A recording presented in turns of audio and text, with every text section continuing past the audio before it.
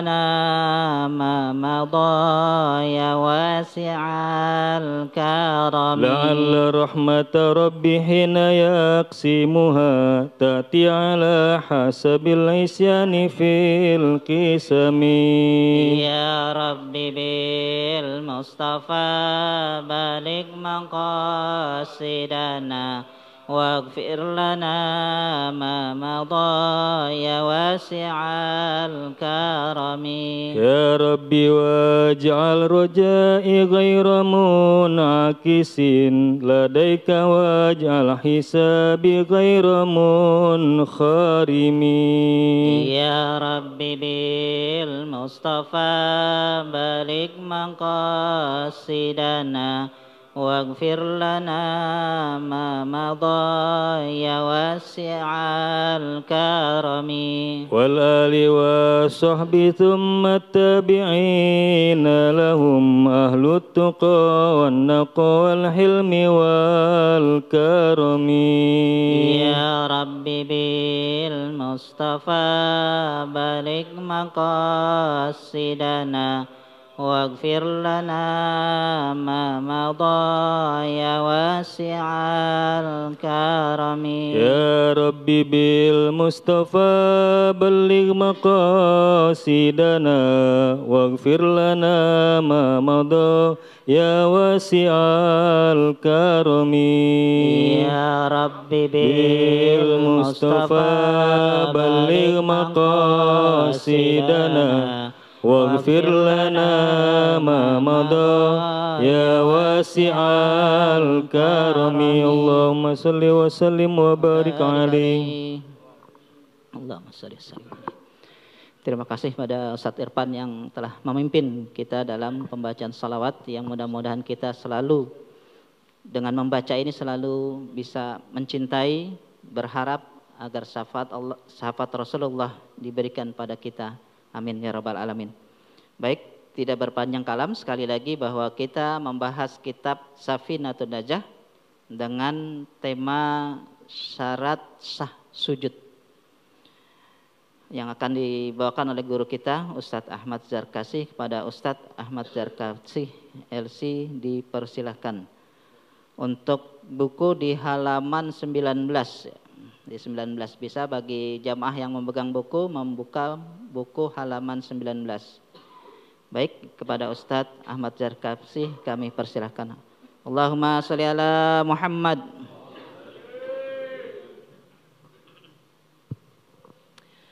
Bismillahirrahmanirrahim. Assalamualaikum warahmatullahi wabarakatuh. Qala al-musannifu rahimahullahu ta'ala wa nafa'ana bihi wa bi'ulumihi fid dharaini amin ya rabbal alamin. Wa syurutus sujudi sab'atun. Wa syurutus sujudi, dan syarat sahnya sujud, syarat syarat sahnya sujud sab'atun, ada 7 perkara. Udah ketemu belum? Jadi alhamdulillahirabbil alamin wassalatu wassalamu ala rasulillahi wa ashabihi ajma'in. Para jemaah yang dirahmati Allah, ini syarat yang dimaksud, syarat ini adalah syarat sah. Jadi kan kalau di dalam fikih itu ada namanya syarat wajib, ada syarat sah, ada lagi namanya syarat iniqad. Syarat iniqad banyak tuh. Kayak semacam sholat Jumat itu kan sholat Jumat ada syarat wajibnya. Syarat wajib tuh buat siapa yang kudu datang Jumatan. Ada syarat sahnya, bagaimana sholat Jumatnya biar sah. Ada syarat namanya syarat iniqad. Syarat iniqad itu syarat adanya Jumatan. Salah satu syarat adanya Jumatan, dia mesti dilakukan di tengah pemukiman begitu. Jadi kalau disebutin syarat di dalam ilmu fikih ini bisa berarti syarat wajib, bisa berarti syarat syarat sah. Tapi kalau di sini maksudnya syarat sah begitu. Sebab kalau syarat wajib, wajibnya udah ada pada pada sholat begitu. Wa syart wa syurutus sujudi sab'atun, syarat sahnya sujud ada 7. Kalau 7 ini tidak terpenuhi, sujudnya kagak sah. Kalau sujudnya kagak sah, maka sholatnya juga nggak sah. Sebab yang namanya sujud itu bagian daripada rukun sholat. Kalau rukun sholatnya tidak terpenuhi salah satunya, maka sholatnya mesti diulang gitu. Sholatnya mesti diulang sebab ada rukun yang tidak terpenuhi. Ahaduha, yang pertama syarat sah sujud, ayyasjuda, dia sujud ala sab'ati a'dha'in, di atas 7 anggota tubuh. Jadi maksudnya sujudnya itu yang nempel tanah adalah 7 anggota tubuh. Jadi kagak semua badan nempel tanah begitu. Kalau semua badan nempel tanah namanya bukan sujud, itu tengkurap namanya. 7 aja yang nempel tanah. Apa tuh 7? Yang ini kata Sayyidina Ali bin Abi Thalib, Sayyidina Ibnu Abbas radhiyallahu an, umirtu, saya diperintah oleh Nabi Muhammad sallallahu alaihi wasallam, an asjuda ala sab'ati a'zumin, untuk saya sujud dengan 7 anggota tubuh saya. Yang pertama alal jabhah, ini jidat. Alal jabhah. Jadi jidat tuh ketemu pelipis, kalau panjangnya, lebarnya nih dari alis sampai tempat tumbuh rambut. Kebiasaan orang. Jadi maksudnya kalau ada orang yang rambutnya tumbuhnya di belakang, itu yang atas tuh bukan jidat, bukan. Sebab jidat tuh dari alis sampai tempat tumbuh rambut kebanyakan orang gitu. Orang kebanyakannya di sini ya di sini. Jadi jangan mentang-mentang rambutnya tumbuh di belakang nih. Ini bukan jidat nih gitu. Jadi jadi jidat tuh lebarnya tempat tumbuh rambut kebanyakan orang sampai alis. Lebarnya panjangnya pelipis ketemu pelipis. Jadi bagian ini. Nah bagian ini kagak kudu nempel semua. Pokoknya dari bagian ini mesti ada salah satunya nempel. Lagi juga kalau nempelin semua susah ini. Kudu diguling-guling kan gitu. Artinya yang nempel ke tanah ini mesti bagian ini begitu. Makanya biasanya orang kita tuh kalau ngajarin sholat pecinya kudu dinaikin kan gitu. Kalau dinaikin sholat tuh begini. Kalau mau ke depan nih mau ceramah kayak Jainuddin MZ begitu. Tapi kalau mau sholat dinaikin begitu. Ini supaya ada bagian jidat yang tidak tertutupi oleh barang bawaan kita. Ini yang pertama jidat. Wal yadaini, dan kemudian kedua tangan. Kedua tangan ini maksudnya jari jemari dan telapak tangan bagian bawah gitu. Dan ini kudu nempel salah satunya aja. Artinya dari ini kan ada 3 bagian nih. Pertama jari jemari selain jempol, kemudian yang kedua telapak tangan bawah, yang ketiga jempol. Ini dari 3 bagian ini minimal 1 aja. 1 bagian tuh nempel. Jadi kalau semua-muanya ya bagus. Cuman kalau memang tidak bisa semua-muanya, minimal dari 3 bagian ini ada yang harus nempel gitu. Dan ini maksyufah. Kalau tangan ini wajib kebuka. Kalau tangan wajib kebuka, perempuan juga. Perempuan wajib kebuka. Maksudnya ini jangan sampai ketutupan sama kalau perempuan mukena gitu. Jadi ini nempel ke tanah. Laki perempuan begitu. Jadi salah satu dari 3 bagian ini mesti ada yang nempel ke tanah. Artinya kalaupun susah misalnya. Yang nempel cuman jari kelingking doang nggak apa-apa. Yang nempel cuman telapak tangan bawah doang misalnya. Jari jemarinya lagi pada cantengan semua begitu. Susah ditempelin, jempolnya aja nggak apa-apa. Wal rukbata ini kemudian rukbah, apa rukbah? Dengkul. Nah, dengkul, lutut. Dua. Cuman kalau lutut kan kagak bisa kebuka, nggak boleh kebuka. Sebab kalau lutut kebuka jatuhnya terbuka auratnya. Wah, artinya lutut kudu nempel. Jadi jangan sampai sujud kayak orang yoga begitu. Iya, pantatnya ngangkat, dengkul kagak nempel, yang nempel jempol kaki doang gitu. Jadi huruf apa segitiga. Iya. Jadi harus nempel nih apa namanya lutut, dua lutut. Jadi satu jidat, yang kedua ketiga tangan kanan tangan kiri, 4 5 lutut kanan lutut kiri, 6 7 ujung jari. Sebenarnya bukan ujung jari nih. Yang ketujuh 6 7 itu adalah jari bagian telapak jari-jari kaki. Nah, gitu. Telapak jari-jari kaki kanan dan kiri. Jadi 1 2 3 4 5 telapak jari jemari kaki kanan 6, telapak jari jemari kaki kiri 7. Jadi kaki itu jari jemari itu kudu ditekuk. Kan itu jari jemari kaki ada berapa tuh? Ada 5, bingung amat jawabnya. Jari ada 5 gitu. Satu kaki gitu. Itu dari 5 itu harus ada yang nekuk 1. Minimal 1. Jempolnya doang minimal. Jadi kalau tibang ditempelin doang itu. Itu kalau yang benar nempelnya itu adalah telapak kakinya, apa telapak jari jempolnya, sah nggak ada masalah. Tapi kalau sama dia telapaknya ditekuk begitu tuh, kan ada tuh orang yang sujud kakinya ditekuk begitu tuh. Jadi jari jemarinya yang nempel ke tanah tuh bukan bagian dalam, tapi bagian luar begitu. Saya nggak tahu dia lagi punya masalah apa itu gitu tuh.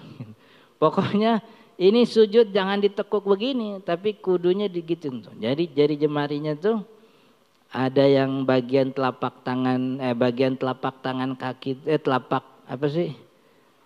Telapak jari jemari kaki gitu. Minimal jempol lah, yang paling mudah tuh minimal jempol. Jadi sujudnya di atas 7 anggota tubuh begitu. Sujudnya di atas 7 anggota tubuh. Nah, bagian jidat ini yang kudu nempel jidat, bukan hidung. Gitu. Jadi hidung biar mancung dia nempel duluan, itu kalau jidatnya belum nempel belum sah. Gitu. Hidung tuh bukan bukan kewajiban. Kalau mau nempelin sekalian nama hidung bagus, itu sunnah. Tapi kalaupun tidak nempel hidung nggak ada masalah. Yang jadi ukurannya syarat ini adalah jidat. Fa idza sajadta, kata Nabi Muhammad sallallahu alaihi wasallam. Sebab di dalam Al-Qur'an tuh ada kalimat gimana? Yakhiruna lil azqani sujada. Orang-orang mukmin tuh yakhiruna menundukkan dirinya sujud dengan dagu-dagunya begitu. Dalam Al-Qur'an tuh ada al-azqan. Lalu dianggap karena bagian tubuh yang dekat dengan dagu nih hidung, maka kewajibannya hidung. Kemudian dianulir oleh Nabi Muhammad sallallahu alaihi wasallam, kata Nabi Muhammad, fa idza sajadta famakkin jabhatak. Kalau kalian sujud maka tempelin jidatnya gitu. Jadi Nabi Muhammad untuk menganulir orang-orang menganggap bahwa yang disebutkan Al-Qur'an itu hidung, maka yang disebut oleh Nabi famakkin jabhatak begitu. Tempelin keningmu, jidatmu. Walaupun ada juga yang berpandangan wajib sujud itu hidung. Ini yang dikemukakan oleh mazhab Imam Abi Hanifah. Jadi kalau Imam Abi Hanifah yang kudu nempel hidung begitu. Maksudnya dia 2, jidat sama hidung nempel. Begitu. Kalau kita nih mazhab Imam Syafi'i, hidung bukan kewajiban. Jadi orang sujud begitu tanpa nempelin hidung sah. Sebab 7 anggota itu hidung tidak termasuk di dalamnya. Jadi jangan kebalik, hidungnya nempel, jidatnya enggak begitu. Iya. Jadi jangan mentang-mentang hidungnya mancung gitu. Mana orang kita kalau ada yang mancung tuh rada aneh kan gitu. Kayak bukan orang kita begitu. Kayak siapa? Di Sidul tuh ada siapa yang mancung banget tuh? Hans gitu. Ya kan. Kayak orang Belanda kan gitu, kayak kata Bang Men gitu, mancung kayak orang Belanda katanya gitu. Jadi itu yang pertama, ayas juda ala sab'ati a'dha, sujud di atas 7 anggota. Kemudian yang kewasaniha yang kedua, wa an yakun wa an takuna jabhatuhu maksyufatan. Wa an takuna jabhatuhu maksyufatan, jidatnya maksyufah, harus terbuka. Jidat yang dijadikan tempat sujud nih, jidatnya nih maksyufah, terbuka. Maksudnya tidak boleh terhalangi apapun. Artinya jangan sampai ada barang yang nutupin jidat kita. Hatta sampai pun rambut kan nggak boleh. Orang tua kita dari dulu begitu tuh. Jangankan peci, ada rambut aja kan begitu. Rambut sehelai menghalangi jidat, itu jidatnya sujudnya tidak sah. Sebab jidatnya harus maksyufah, harus terbuka. Illa li'udhrin, kecuali dia punya uzur. Apa uzurnya nih? Kalau Syekh Nawawi nyebutin di sini uzurnya kawujudi sya'rin nabitin fiha, seperti ada orang yang tumbuh rambut di jidatnya. Pernah lihat ada orang rambutnya di jidat? Ada apa enggak? Biasanya tuh tumbuh rambutnya barengan sama tompel. Tahu gak tompel? Tahu tompel itu. Nah, itu kan ada tuh orang yang tompel, biasanya barang rambut itu. Gitu. Kalau itu rambut emang bener ada di jidat begitu, nah itu nggak ada masalah.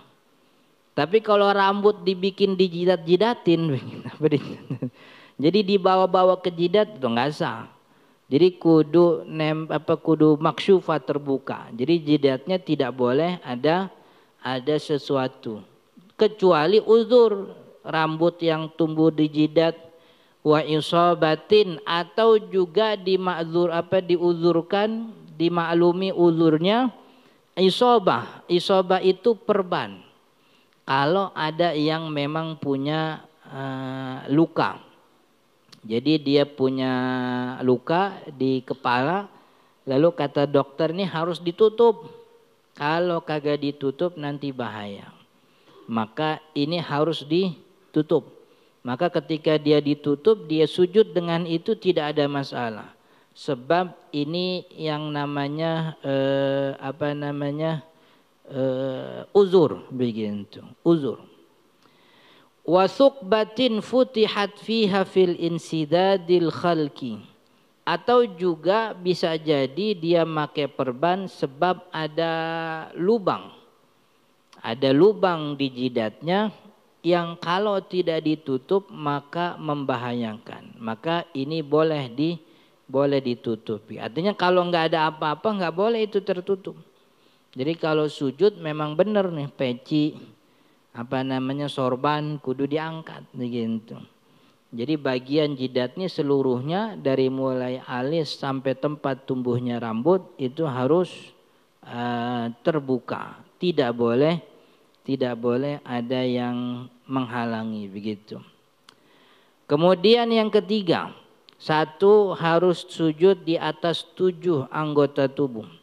Yang kedua, sujudnya jidatnya terbuka, tidak dihalangi oleh apapun, peci, sorban, apalagi.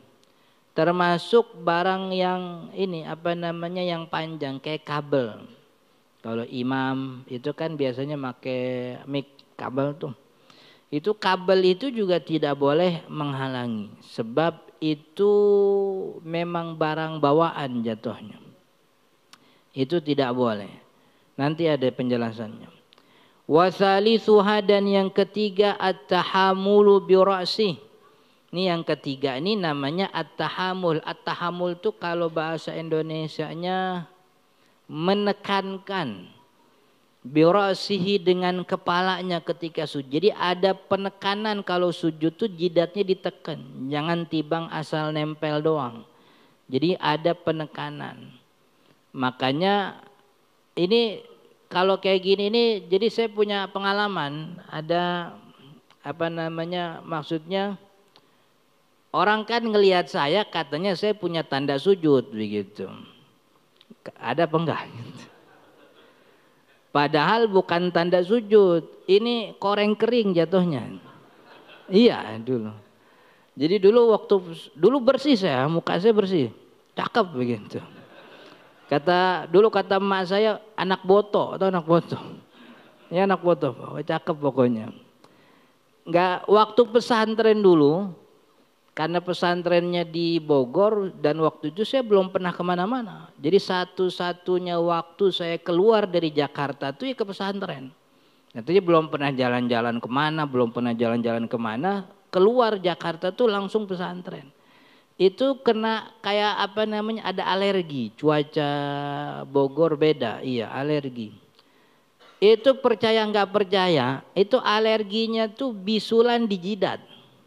Iya, itu bisul udah kering, muncul lagi begitu. Jadi di jidat nih muncul bisul.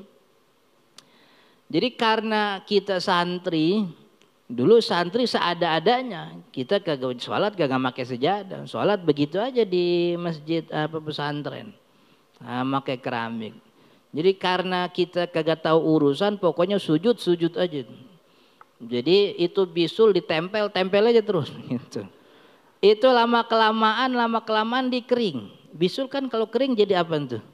Jadi hitam itu, jadi koreng kering itu. Tapi nanti bulan kapan lagi muncul lagi bisulnya. Bulan kapan lagi muncul lagi, begitu lagi. Sampai akhirnya lulus pesantren kelihatan ada hitamnya begitu. Bukan gara-gara sujud nih, koreng kering begitu. Saya pernah ketemu ada seseorang, orang kampung begitu. Dia bilang begini, Ustaz, yang saya dengar orang kalau punya tanda sujud berarti sujudnya kagak benar begitu. Iya, kata dia gitu. Sebab kalau orang punya tanda sujud berarti sujudnya terlalu keras di palanya gitu. Akhirnya punya tanda sujud. Dan itu dilakukan oleh orang-orang Wahabi, kata dia begitu. Jadi mungkin maksud dia atau mungkin maksud gurunya, sujud nggak usah kenceng-kenceng, nanti kalau kenceng-kenceng dapat tanda, kalau dapat tanda jadi Wahabi, mungkin begitu. Sebab kan kalau kita orang lihat tuh orang Wahabi emang lumayan banyak begitu. Dan itu nggak benar. Sebab tanda sujud di jidat tuh bukan kepengenan orang. Coba lihat orang-orang yang pada punya, pengen apa enggak punya begitu? Enggak, emang Allah kasihnya begitu. Gitu. Dan tanda di jidat itu bukan berarti orang itu Wahabi. Gitu. Banyak kok kita punya kiai yang punya tanda di jidatnya begitu. Dan yang penting lagi bahwa tanda di jidat itu bukan berarti orangnya banyak sujud. Iya, sebab bisa jadi itu tanda gara-gara koreng gitu. Kan ya. Dan kalau seandainya sujud itu harus ngasih tanda ke jidat, harus ngasih tanda bekasnya di jidat, mestinya yang kudu punya tanda tuh emak kita. Begitu. Sebab ada di satu rumah, saya yakin yang lebih banyak sujudnya tuh mak kita daripada kita-kita semua. Artinya kalau benar emang sujud tuh ngasih tanda di jidat, kenapa cuman orang laki doang? Kenapa orang perempuan kagak? Begitu. Berarti yang namanya tanda di jidat ini bukan tanda sujud. Begitu. Ya macam-macam lah kondisi orang. Sebab daripada di rumah kita ini yang paling banyak sujudnya saya yakin orang tua perempuan kita. Tapi nggak pernah saya ngeliat ada perempuan jidatnya tuh hitam gitu kan?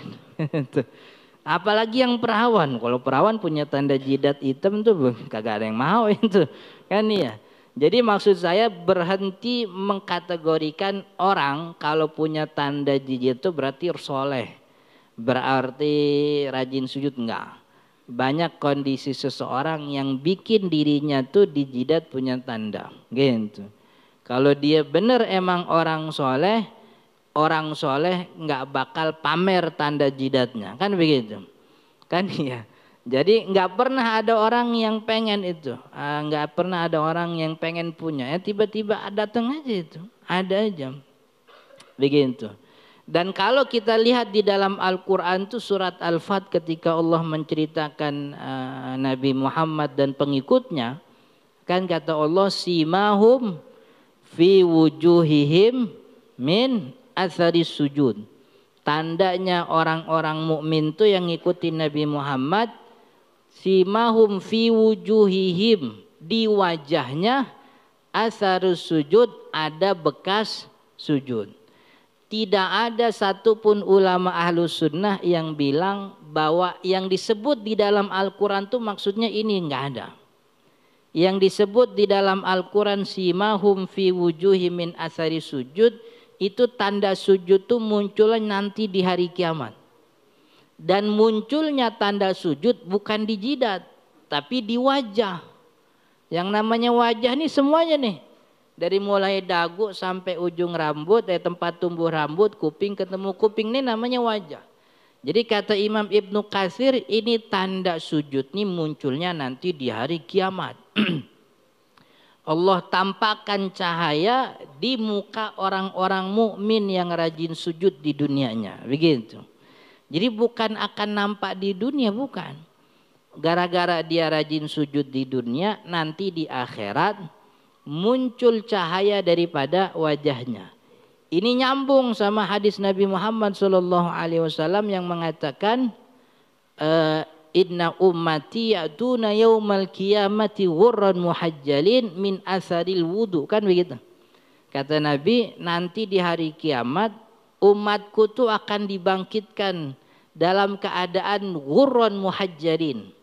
Ghurran muhajjalin itu artinya mukanya cerah berseri-seri. Kenapa mukanya cerah berseri-seri? Min asaril wudu, gara-gara bekas wudu. Bukan cuman wudu doang gitu, tapi dipakai sujud. Kalau wudu doang bocah juga pada begitu. Jadi maksudnya tanda bekas wudu tuh bekas sujud. Jadi nanti ini muka kita menampakkan cahaya sebagai tanda bahwa kita ini umatnya Nabi Muhammad SAW. Dan dengan tanda itulah Nabi Muhammad tahu bahwa kita umatnya, akhirnya kita dimasukin untuk dapat syafaatnya, begitu. Jadi di hari kiamat kan kalau kita gabungin nih hadis-hadisnya, di hari kiamat tuh kagak ada orang-orang yang ngedatengin Nabi. Tapi justru Nabi Muhammad yang ngedatengin orang-orang. Kan ya? Orang kan nyari-nyari syafaat tuh. Nyari syafaat datang ke Nabi Adam manusia. Ini kita lagi kesusahan. Tolong kami, kan begitu. Kata Nabi Adam, saya nggak punya urusan lagi sekarang. Saya nggak bisa menyelamatkan kamu. Akhirnya datang. Jangankan ente, bini aneh aja kagak selamat, kan gitu kata Nabi. Jangan ente, bini aneh kagak bisa selamat tuh. Lalu datang ke Nabi Ibrahim. Nabi Muhammad SAW datang, ana laha, saya yang punya syafaat. Jadi Nabi Muhammad yang datang, masukin orang. Dari mana beliau tahu ini umatnya mana bukan? Itu mukanya penuh cahaya. Yang mukanya penuh cahaya masuk tuh, dapat syafaat. Jadi orang nggak ada yang tiba-tiba datang, ya Rasul, saya umatmu. Saya lihat muka ente butek ini. Gitu. Bukan umat aneh nih, umat. Jadi jangan dianggap bahwa tanda sujud itu munculnya di dunia, enggak. Munculnya nanti di akhirat. Kalaupun ada orang yang dikasih itu di jidatnya oleh Allah satu tertentu, itu bukan pengennya dia, gitu. Bisa jadi emang ujian bagi dia dari Allah, apakah dia akan kemudian bersombong dengan itu atau bagaimana. Tapi yang pasti tanda sujud itu munculnya di hari kiamat. Urusan kita neken jidat di dalam sujud emang begitu perintah nabinya, begitu. Urusan neken jidat itu at-tahammul fi ra'sih, menekankan sujud pada kepala itu bukan gara-gara pengen punya tanda, bukan. Tapi emang kita disuruh begitu sama ulama fikih, begitu suruhnya. Jadi menekankan jadi kalau sujud itu kan neken pala, ninggiin pantat, kan begitu. Emang begitu sunnahnya. Maka itu kita kerjakan sebagai bagian dari kewajiban sujud, begitu. Jadi dari sekarang nih jangan lagi ada orang yang nganggap kalau ada orang punya tanda jidat berarti rajin sujud. Enggak. Kalau emang ada tandanya mestinya perempuan itu juga punya tuh tanda sujud gitu. Tapi kalau saya tuh udah saya klarifikasi tuh ya, bukan tanda sujud, tuh koreng. Koreng. Teman-teman yang seangkatan sama saya tahu dia. Jadi saya kalau hampir tiap sekian tanggal sekian tuh tiap bulan bisul muncul lagi, alergi. Dan itu alergi sampai tahun keempat. Jadi dari mulai awal tahun kan 6 tahun kan di pesantren. Tahun pertama begitu, tahun kedua sampai tahun keempat. Tahun kelima tuh udah nggak bisulan lagi. Cuman udah koreng tuh udah ada begitu. Tahun ke-6 tuh udah nggak ada lagi gitu. Jadi itu alergi. Coba tanya ke dokter. Dok, ada gak orang kalau alergi muncul bisul? Ada. Macam-macam. Saya pernah nanya ke dokter, itu bisul muncul di mana? Bisa di mana-mana. Di jidatnya bisa. Ada yang alergi jidatnya di sini nih, di jidat. Bisulnya di sini nih. Nah, di ketek tuh ada begitu. Macam-macam orang punya alergi gitu. Tapi alergi itu hilang, bisa bisa hilang. Jadi yang ketiga syarat sujud dia tekankan at-tahammul bi ra'si. Ini termasuk bagian daripada pengamalan atas hadis Nabi Muhammad sallallahu alaihi wasallam, idza sajadta famakin jabhatak. Kalau sujud tekenin itu jidatmu begitu. Makanya daripada syarat sujud at-tahammul. Jadi jangan sekedar ngambang doang sujudnya gitu. Jadi emang ditekan itu bagian jidatnya. Kemudian warabi'uha, dan yang keempat. Yang keempat adamul hawiyyi li ghairihi. Yang keempat tidak boleh punya niatan dalam sujud kecuali memang untuk sujud dalam sholat. Artinya perpindahan gerakan kita nih dari berdiri kemudian untuk sujud, jangan sampai muncul di dalam hati dia sujud atau jatuhnya dia dari i'tidal ke sujud itu untuk niatan lain. Misalnya gitu. Lagi lagi ruku, HP-nya jatuh, misalnya gitu. Lagi ruku HP jatuh, sami Allahu liman hamidah, itu sujudnya diniatin, sekalian gue mau ngambil HP nih, nah kagak. Berarti sujudnya bukan buat sholat, tuh sujudnya buat ngambil HP. Jadi jangan sampai, apalagi kalau sujudnya diniatkan untuk untuk penghormatan kepada orang lain begitu.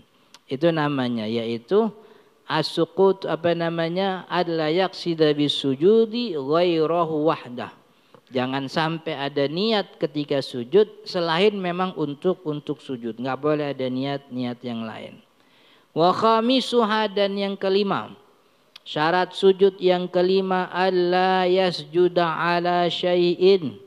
Dia tidak boleh sujud ala syai'in, di atas sesuatu. Jadi maksudnya jidat itu syaratnya jidat tadi kudu terbuka. Yang kelima, jidat itu kudu nempel tanah. Maksudnya nempel tanah itu tidak boleh nempel pada bagian yang kita bawa. Jadi nggak boleh sujud dengan sesuatu yang kita bawa sendiri. Contohnya apa yang kita bawa? Yang kita bawa itu adalah benda yang bergerak sesuai dengan gerakan kita. Sorban, ini bergerak dengan gerakan kita. apalagi baju bergerak dengan gerakan kita.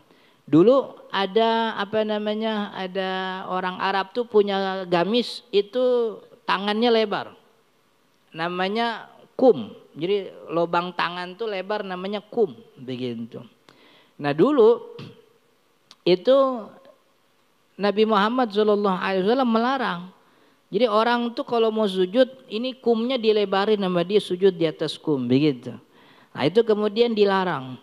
Tapi satu waktu ketika Nabawi sedang sangat panas-panasnya waktu zuhur, Nabi Muhammad kemudian memberikan toleransi. Udahlah nggak apa-apa, emang lagi panas begitu. Nah, tapi pembolehan oleh Nabi Muhammad SAW ini diartikan berbeda oleh Imam Syafi'i dan juga Imam Ahmad bin Hambal.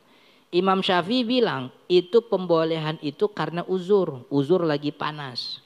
Maka kalau lagi panas atau mungkin ada luka dia boleh sujud di atas sesuatu gitu. Tapi kalau kata Imam Ahmad bilangnya oh berarti boleh.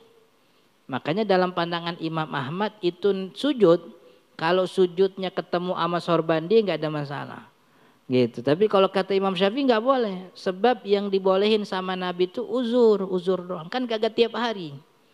Sebab ada hadis Nabi Muhammad famakin jabhatak tadi, maka kalau sujud tekankan itu jidatmu. Itu menekankan jidat salah satu artinya tidak membuat penghalang antara jidat dengan tanah, dengan alasnya begitu. Maka tidak boleh sujud di atas benda yang kita bawa, peci, sorban, termasuk kabel, apalagi tangan bocah. Kalau bocahnya digendong, kan ada orang sholat yang bocahnya tuh digendong terus. Nah kalau digendong terus tuh jatuhnya itu barang bawaan dia. Tapi kalau ada bocah yang digendong pas berdiri ruku diturunin itu bukan barang bawaan namanya. Kalau itu digendong terus diikat itu namanya barang bawaan. Kalau itu kemudian dia sujud tangan bocahnya ada di jidatnya jatuhnya kagak sah. Sebab dia ini bocah ini jatuhnya barang bawaan. Bocahnya tidak bergerak kecuali dengan gerakan dia. Begitu. Tapi kalau sejadah enggak ada masalah. Sebab sejadah bukan barang bawaan kita. Sejadah diam dari awal sampai akhir. Dia tidak bergerak dengan gerakan kita. Emang diam aja. Koran begitu kalau kita lagi sholat id biasanya begitu. Jadi tidak boleh sujud di atas sesuatu yang kita bawa sendiri. Gitu, yang kita bawa. Termasuk rambut. Rambut kan barang bawaan kita juga. Gitu. Maka kalau dalam kondisi yang sangat sempit sekali sehingga orang sujudnya di atas betis orang lain gitu, itu tidak ada masalah. Itu kata Sayyidina Umar tuh kapan dalam satu riwayat itu saking rapetnya itu sampai sampai banyak di antara kita yang sujud di atas betis saudaranya sebab keadaannya sempit. Dan betis saudaranya tuh bukan barang bawaan dia. Gak ada masalah gitu. Yang jadi masalah kalau ini tanahnya lega dia nyari betis orang buat sujud tuh salah tuh gitu. Emang keadaannya sempit, yang bisa dia sujud di betis orang nggak ada masalah karena itu betis orang bukan barang bukan barang bawaan. Maka tidak sah sujud di atas tangannya begitu, atau di atas udin au mandilin biyadih, atau di atas sapu tangan, selendang yang dia bawa, begitu. Itu namanya tidak sah, kecuali kalau memang selendangnya, sorbannya ditaruh di bawah, nggak dipakai. Itu kemudian sujudnya di atas benda tersebut tidak ada masalah. Begitu. Maka juga ada anjuran kalau orang rambutnya gondrong tuh diikat gitu ya. Sebenarnya kalau ditanya boleh gak ngikat rambut? Kalau buat urusan sujud tuh jadi wajib. Sebab kan ada kaidah ma la yatimul wajibu illa bihi fahuwa wajib. Sesuatu yang wajib tidak mungkin bisa terlaksana kecuali dengan itu, maka itunya jadi wajib. Ini rambutnya gondrong nih. Maka kalau nanti dia sujud begitu, ini tangan bergerak mulu terulang-ulang. Daripada bergerak terulang-ulang mendingan diikat. Supaya apa? Supaya jidatnya bersih dari apapun ketika sujud. Maka karena kebersihan jidatnya atau sterilisasi antara jidat dan alas itu mutlak, dan ini tidak bisa dilaksanakan kecuali kalau rambutnya diikat, maka rambutnya diikat tuh jadi wajib. Gitu. Jadi jangan, sebab memang ada beberapa orang yang nganggap ngikat rambut tuh, ngepang rambut kagak boleh kalau laki gitu. Emang kagak boleh. Cuman kalau sujud beda urusan. Sebab ini sujud jidatnya harus steril gitu. Maka harus yang paling enak tuh potong rambutnya gitu. Iya, kagak usah nanya-nanya nih kalau saya ngepang boleh apa enggak, kagak usah nanya gitu. Yang enak kan potong rambut, beres urusan gitu. Jadi itu apa namanya? Rambut yang panjang. Kalau ulama dulu emang rambutnya panjang. Salah satunya kan disebutkan oleh Imam Al-Ghazali ya, punya rambut yang panjang.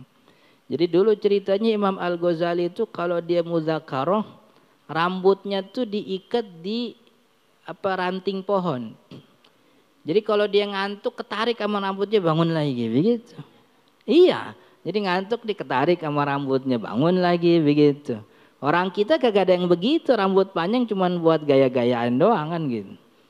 Sambil dipakein tato di sini gitu.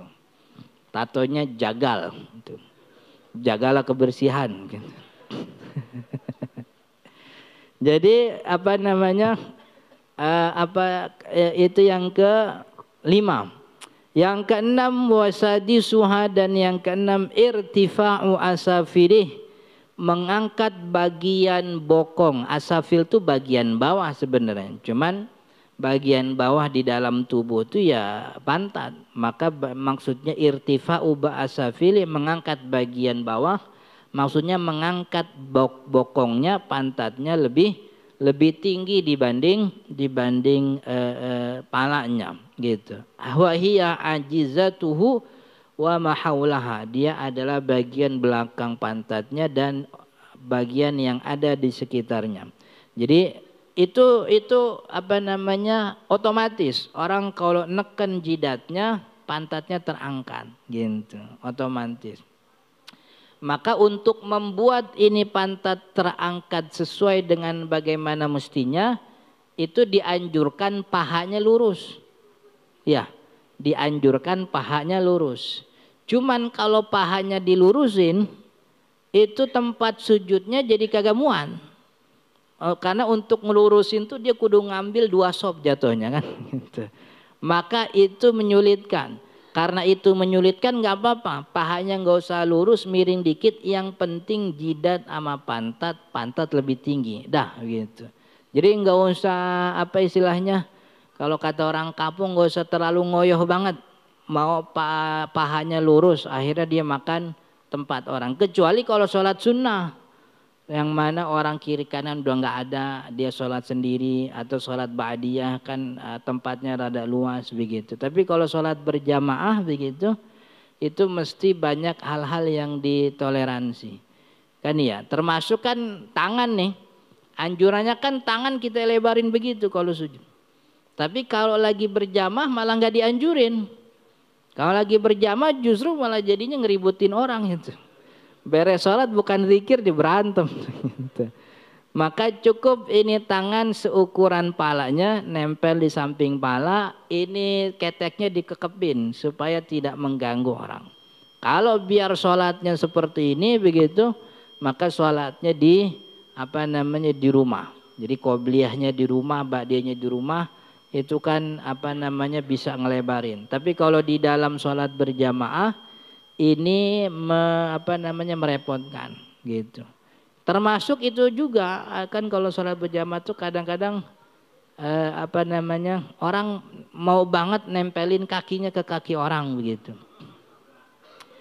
Memang betul itu yang namanya merapatkan barisan tuh merupakan adab dan kesunahan. Nah, ini penting tuh. Ngerapetin barisan tuh bukan kewajiban. Ini saya bilang begini bukannya saya kagak nyuruh, bukan. Merapatkan barisan itu adab dan kesunahan berjamaah, bukan kewajiban. Sebab dalam sholat berjamaah gitu, orang sholat misah dari jamaah asal masih di masjid yang sama sholatnya sah. Ini sholat jamaah nih, sop 1, sop 2 ngumpul rapat. Ada orang bukannya masuk ke sop 2, dia malah sholat di pojok situ tuh. Sholatnya sah apa enggak? Sah. Gitu. Sholatnya yang penting masih di masjid yang sama. Kayak di Istiqlal, tahu kan di Istiqlal? Kan masjidnya gede banget itu. Lebar. Dan orang ke Istiqlal tuh bukan mau sholat. Orang ke Istiqlal tuh mau jalan-jalan. Makanya ke Istiqlal tuh bawa bocah, kan ya. Emaknya yang udah kagak bisa jalan didorong, dibawa juga kan begitu. Itu kadang ada orang yang sholatnya tuh di karpet belakang. Sebab pas dia nyampe bocahnya capek tidur. Kalau dia ke depan bocahnya bangun kagak ketemu emaknya, dia kejar nih gitu. Akhirnya dia sholat samping bocah. Itu sop di depan cuma 2. Kan kalau hari itu hari biasa sopnya cuma 2 sop doang. Dia di ujung sini nih. Kira-kira sholatnya sah apa enggak? Sah. Sebab kerapatan barisan bukan syarat berjamaah. Bukan kewajiban berjamaah juga. Dulu ada sahabat Nabi namanya Abu Bakroh. Abu Bakroh tuh waktu sholat di Nabawi dia datangnya telat. Jadi orang-orang udah qomat, dia baru siap-siap. Pas nyampe ke Masjid Nabawi, orang-orang udah ruku. Takut ketinggalan rakaat. Ini Abu Bakroh masuk masjid langsung Allahu Akbar, ruku. Jadi sopnya di depan rapat, cuman Abu Bakroh depan pintu situ. Nah lagi ruku di akhirnya di jalan. Gitu. Lagi ruku dia jalan begitu sampai akhirnya masuk ke dalam sop begitu. Akhirnya beres-beres sholat dilaporin tuh sama orang-orang. Ya Rasul, tadi lagi sholat Abu Bakar bercanda aja tuh katanya. Kalau bahasa kita ya begitu. Masa dia takbiratul ihram depan pintu langsung ruku. Habis itu dia jalan ke sini. Gitu.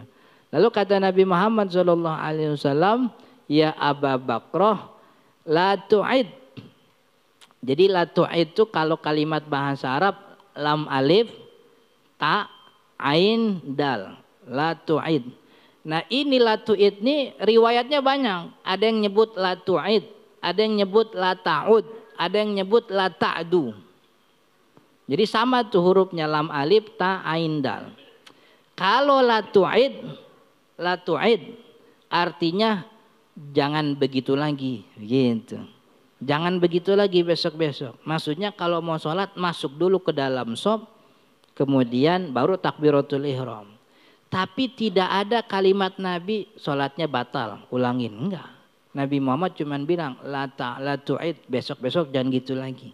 Sholatnya sah, enggak disuruh ulang. Yang kedua la ta'ud. Kalau yang la ta'ud ini benar, jangan diulang lagi sholatnya. Maksudnya sholatnya sah, enggak perlu diulang. Kalau la ta'du jangan lari. Karena sebahagian riwayat nyebut itu Abu Bakroh tuh lari gitu. Jadi ruku ambil lari gitu. Emang beneran kayak orang bercanda itu. Ruku sambil lari. La ta'du jangan lari. Tapi dari 3 bacaan ini semuanya tidak ada yang membatalkan sholatnya Abu Bakroh. Nabi itu enggak ngebatalin. Kalau seandainya misah dari jamaah itu membatalkan jamaahnya. Atau malah justru menjadi pembatal sholat. Nabi Muhammad bilang ulangin sholatnya kagak beneran gitu. Tapi nggak ada itu kalimat daripada Nabi Muhammad SAW ngulang sholatnya. Makanya yang namanya sholat tuh kata ulama ngerapetin barisan bagus. Tapi kalau ada orang yang dalam satu masjid yang sama dengan imam tidak dirapatkan barisannya, sholatnya tetap sah. Makanya kata ulama ngerapetin barisan itu adab dan kesunahan. Begitu. Bukannya saya nyuruh jangan rapetin, bukan. Jangan diartin begitu. Saya bilang ngerapetin barisan itu jangan maksa-maksa benar. Sebab yang namanya berdiri benar itu kaki kita tidak boleh melebihi ukuran badan kita. Hadzu bainal manakibi wal aqdam. Kan begitu kata Nabi. Hadzu bainal manakibi wal aqdam. Luruskan, selaraskan antara pundak dengan kaki. Maksudnya kaki itu berdiri jangan lebar melebihi lebar pundak kita. Jadi seukuran pundak aja. Kalau ada kita ngerapetin orang yang minggir, biarin, jangan dikejar. Gitu. Kesian, emang dia kagak demen sama kita berarti. Maksudnya udah cukup begitu, udah cukup. Dan emang kita susah juga kalau emang kudu nempel. Jadi kalau apa kan mata kaki ketemu mata kaki itu nempel susah itu. Rukunya jatuh bareng semua itu. Susah emang. Dan itu bukan pekerjaan Nabi SAW. Ada sahabat namanya Nu'man bin Bashir. Nu'man bin Bashir ikut sholat jamaah bareng Nabi. Nabi Muhammad mau jadi imam, kata Nabi Muhammad, sawwu sufufakum. Kan gitu. Lurusin, rapetin barisannya. Udah tuh Nabi Muhammad balik badan takbiratul ihram. Kata Nu'man bin Bashir, wa ra'aitu ahadana. Saya lihat salah satu di antara kita, sahabat Nabi, yuzliku ka'bahu bi ka'bi ghairihi. Dia tempelin mata kakinya ke mata orang lain. Jadi itu tafsiran dari sahabat Nabi atas perintah Nabi. Nabi Muhammad mah kagak begitu. Nabi Muhammad nyuruh rapetin, kan ya? Gitu. Nabi Muhammad kagak pernah nyuruh tempelin mata kaki, enggak. Itu pemahaman salah seorang sahabat. Dari perkataan Nabi ditempelin. Maka coba buka kitab fikih. Nempelin mata kaki ada gak yang bilang wajib? Kagak ada. Yang bilang wajib cuma satu. Namanya Nasiruddin Albani. Di kitab sholatnya namanya sifat sholat Nabi. Begitu. Itu jangankan nempelin mata kaki. Pokoknya semua mau sholat kita kagak sah itu di kitab itu tuh. Iya. Nasir. Itu enggak ada satupun yang bilang wajib. Sebab itu bukan suruhan Nabi. Nabi Muhammad nyuruh rapetin. Kan ya? Kata Nabi Muhammad rapetin. Jangan sampai seukuran anak kambing bisa masuk ke dalam shop. Begitu. Biar benar-benar tahu ini rapet, bawa aja anak kambing sekali-kali gitu. Kira-kira bisa lewat apa enggak? Itu maksudnya tuh jangan sampai meninggalkan sejengkal itu kosong dari pijakan kaki orang begitu. Tapi tidak berarti orang ini lebar banget. Iya, itu yang lebar-lebar begitu kalau imamnya batal dia gantiin imam kan jalannya ngengkang jadinya begitu. Kan dia sholat di belakang imam nih kakinya lebar banget. Imam batal kan dia yang kudu maju. Kan kagak enak kalau kelihatan jadi maju ngengkang begitu. Jadi tidak boleh berpijak melebihi pundak kita. Selaraskan itu kaki hadzu bainal manakibi wal aqdam. Lurusin antara pundak sama kaki begitu. Oke? Wallahu taala alam, mudah-mudahan bermanfaat. Insyaallah kita lanjut di pertemuan akan datang. Sebelum ditutup kalau ada pertanyaan silahkan. Assalamualaikum warahmatullahi wabarakatuh. Waalaikumsalam warahmatullahi wabarakatuh. Alhamdulillah kita telah mendengarkan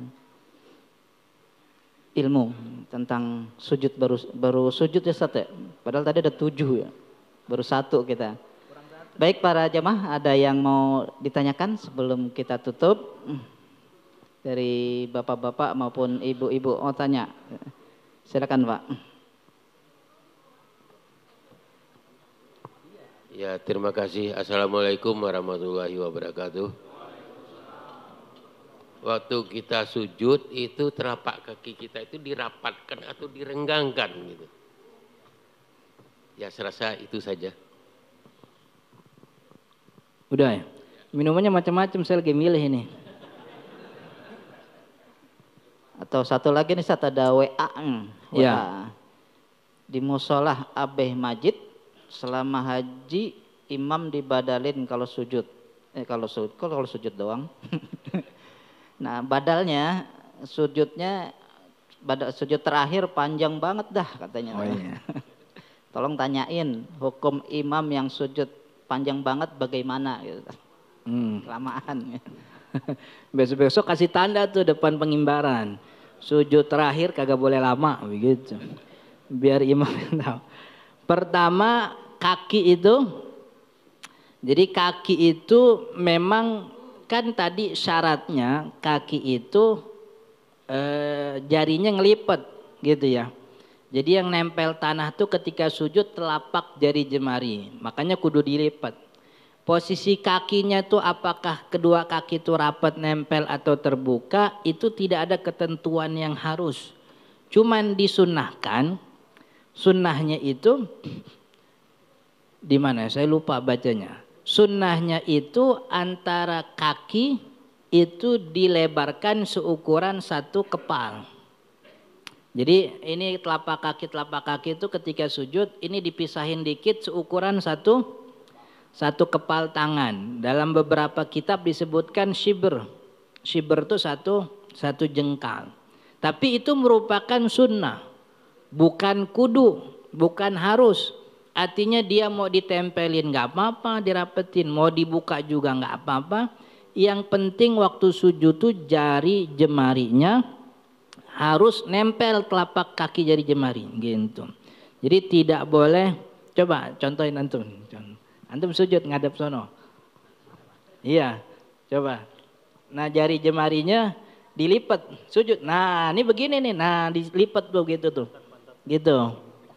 Ini mau dirapetin boleh, mau dilebarin juga nggak apa-apa. Tapi yang bagus seukuran satu kepal. Atau mau satu jengkal juga nggak apa-apa. Tapi yang jadi syarat nih jari jemarinya nih. Kalau begini kan rada susah nih, rada ini. Minimal jempolnya aja yang dilipat. Jadi bukan nggak ada apa namanya. Udah.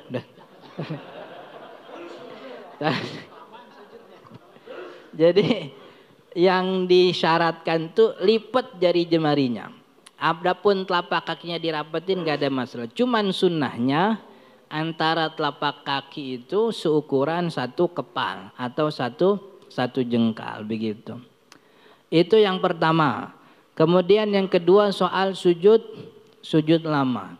Itu kan di kitab-kitab fikih ada pembedaan antara rukun panjang sama rukun pendek. Rukun panjang di dalam sholat itu cuma dua. Pertama berdiri, kedua duduk tahiyat akhir, tuh rukun panjang. Rukun panjang ini beda sama rukun pendek. Maksudnya kalau yang rukun panjang jangan cepat-cepat, rukun pendek jangan lama-lama. Begitu. Di dalam kitab-kitabnya orang Syafi'i, salah satu pembatal sholat itu adalah memperlama rukun pendek tanpa uzur. Memperlama rukun pendek tanpa uzur. I'tidal tuh rukun pendek, dilamain sama dia. Sengaja begitu, bukannya lupa. Kalau lupa bengong dia tuh uzur tuh nggak ada masalah. Ini sengaja dilamain sama dia gitu. Kalau sengaja dilamain tuh jadi batal. Sujud termasuk rukun pendek. Jadi rukun panjang tuh cuma dua, berdiri sama tahiyat akhir, duduk tahiyat akhir. Nah, apa ukuran panjang, ukuran pendek? Ukuran panjang tuh berdiri. Nah berdiri paling minimalnya baca apa? Al-Fatihah. Maka rukun-rukun pendek tuh tidak boleh lama seukuran orang baca Fatihah. Jadi kalau mau sujud di dalamnya isi doa enggak apa-apa. Tapi jangan sampai lamanya seukuran orang baca surat Al-Fatihah. Sebab Al-Fatihah itu standar panjang paling minimal. Orang berdiri paling minimal panjangnya itu seukuran Al-Fatihah. Gitu. Artinya yang namanya kalau mau doa pas lagi sujud itu apa namanya jangan lama selama Al-Fatihah. Kemudian juga yang harus penting tuh minta persetujuan sebenarnya kalau jadi imam. Iya, minta persetujuan sama makmum untuk apa namanya? Iya, untuk bilang agak lama nih dikit gitu. Sebab kan memang kita tidak boleh apa kalau jadi imam tuh kan nggak boleh lama-lama. Kan ya. Gimana kalau jadi kata Nabi Muhammad SAW, "Idza amma ahadukum sholatan fatajawaz." Kalau kalian jadi imam tuh fatajawaz. Fatajawaz tuh jangan lama-lama. Fa inna fihim, karena sesungguhnya di antara makmum tuh as-saqim wal marid wadzul hajah. Ada orang sakit, ada orang punya penyakit, ada orang punya hajat begitu. Wa in shallaita gimana? Kalau kalian sholat sendiri, fatawil masyi'ta. Kalau sholat sendiri maka panjangin terserah begitu. Jadi kalau mau doa ketika sujud doa, nggak ada masalah. Tapi jangan memperlama seukuran orang baca Al-Fatihah begitu. Dan sebenarnya doa di dalam sujud itu tidak mesti dikhususkan di sujud terakhir. Sujud itu selalu ada. Di sujud pertama boleh, sujud karena kan tidak ada batasan. Faqaminun ayyustajabulah, kan ayyustajabalah.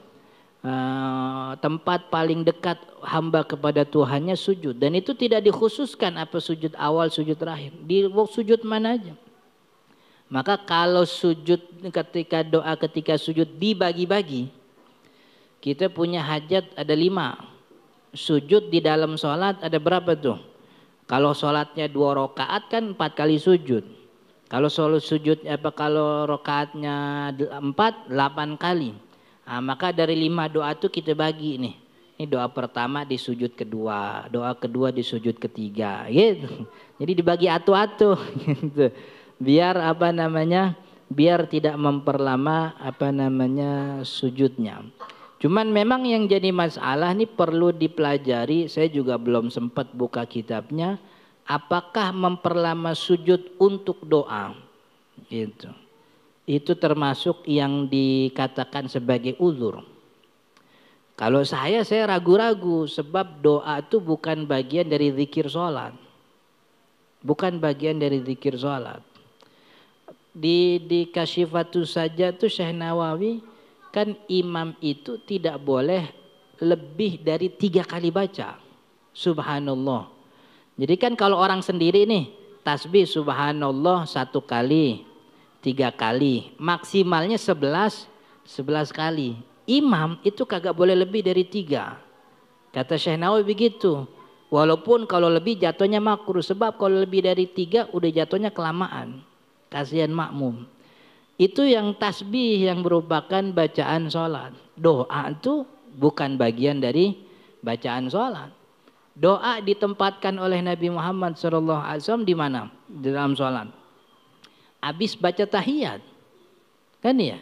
Habis beres tahiyat Nabi Muhammad doa. Allahumma inni a'udzubika min azabil qabri. Gitu.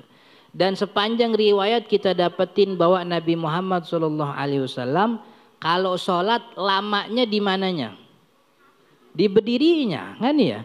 Berdirinya 1 rakaat itu bisa sampai sholat malam Nabi bisa sampai 250 ayat. Seukuran surat Al-Baqarah. 1 rakaat itu bukan 1 sholat. Gitu. Kalau kita kan kuliah kulhu gitu. Makanya Nabi Muhammad sholat itu 1 malam beres 8 rakaat. Emang yang muat buat sholatnya Nabi segitu itu, bacanya panjang. Kalau modelnya kayak kita kuliah kulhu 200 rakaat dapat itu. Jadi jadi maksud saya kita mesti teliti apakah memperlama sujud untuk doa begitu, dan lebih daripada surat Al-Fatihah termasuk uzur. Kalau saya begitu, dugaan saya tuh bukan uzur, sebab itu bukan bagian dari bacaan sholat dan itu disengaja begitu.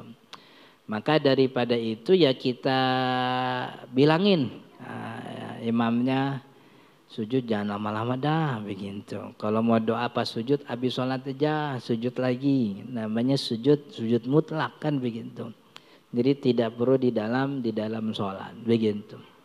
Wallahu ta'ala alam. Ada lagi udah ya? Udah cukup ya. Baik, mungkin kita tutup dengan doa. Minum dulu, startnya minum dulu. Kita tutup ya kegiatan taklim kita pagi ini, yang mudah-mudahan dapat kemudahan, pencerahan buat kita dan menambah kualitas dari sholat kita. Mari kita tutup, kepada Ustadz dipersilakan untuk menutup dengan doa. Kita baca surat Al-Fatihah, mudah-mudahan ilmu yang kita pelajari jadi ilmu yang bermanfaat.